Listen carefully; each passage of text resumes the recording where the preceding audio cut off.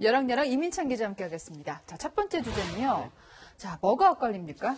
여야의 서울시장 보궐선거 후보 경선 토론회의 성적표입니다. 네. 지금 여야가 후보 선출을 위해서 토론회를 하고 있잖아요. 근데 평가가 엇갈린다고요? 네, 민주당 오늘 세 번째 토론회를 그렇죠. 열었는데요. 네.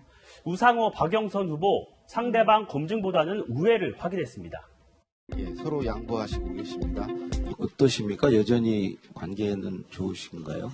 네, 제가 좋아합니다. 그린 뉴딜로 친환경 자동차가 많아져야 합니다. 아까 우 후보님은 저거 얘기를 하신 것 적극 같은데. 동의합니다. 네, 서로 좋아한다고 하면서 양보하는 사람은 없고요. 저렇게 하면은 토론회를 보는 입장에서는 그렇게 재미가 없는데요. 민주당 토론회 온라인으로 생중계됐는데요. 네.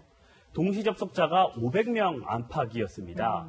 두 후보 간 지지율 격차가 크고 상대방 비판보다는 네. 정책 홍보에 집중하다 보니 흥행 요소가 떨어진다는 지적이 나옵니다. 네. 자, 국민의힘도 짚어볼까요? 지금 네. 4명이 겨루고 있는데 지금 1대1로 돌아가면서 토론을 하고 있어요. 이 네. 성적표 어떻습니까? 국민의힘 마스토론 3번, 합동토론 3번으로 토론의 횟수가 가장 많습니다. 네.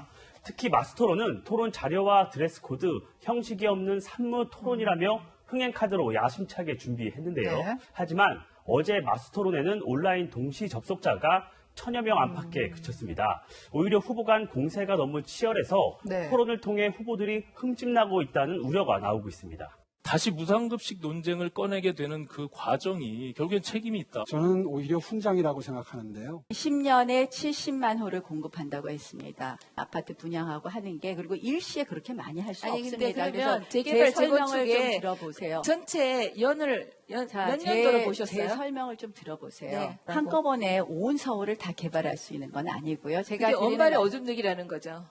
네, 우리 여기가 여야가 맞붙은 것 같은 분위기인데요. 지금 제3시대 후보단이라도 있잖아요. 여기 토론회는 어떤가요? 그제였죠. 안철수, 금태섭 후보 토론회 유튜브 라이브 동시 접속자가 12,000여 명이 넘었습니다. 핫하군요. 네. 안철수 대표가 3년여 만에 나선 TV 토론회인 만큼 네. 관심이 컸다는 분석입니다. 자, 물론 접속자 수가 다는 아니지만 접속 수만 봤을 때는 제3시대가 가장 핫하군요. 네. 다음 주제 보겠습니다. 협치대 야합. 앞서도 보도를 해드렸습니다만 가덕 신공항 특별법 어제 국토위를 통과했어요. 네, 맞습니다. 4월 보궐선거를 앞둔 부산의 최대 현안이죠. 민주당과 국민의힘 모처럼 법안을 합의해서 신속하게 처리했습니다. 네. 특별법이 발의된 지 86일 만입니다.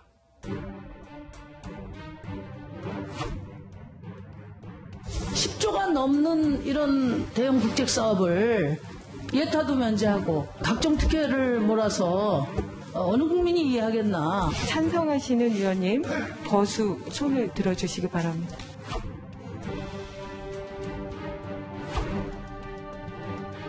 이 안건은 가결되었음을 선포합니다. 부산시장 후보가 없는 정의당의 심상정 의원은 반대를, 울산이 지역구인 박성민 국민의힘 의원은 기권을 했는데요. 나머지 여야 의원 21명은 찬성표를 던졌습니다. 네.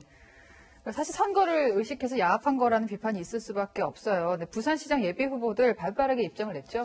김영춘 민주당 후보는 SNS에 가덕신공항이 드디어 알을 깨고 나오기 시작했다며 환영했고, 네. 박형준 국민의힘 후보도 불가역적 국책사업은 확고히 매듭지어야 한다고 촉구했습니다. 이낙연 민주당 대표, 부울경 역사가 바뀐다. 부울경 시민, 시도민 여러분 축하드린다고 했습니다.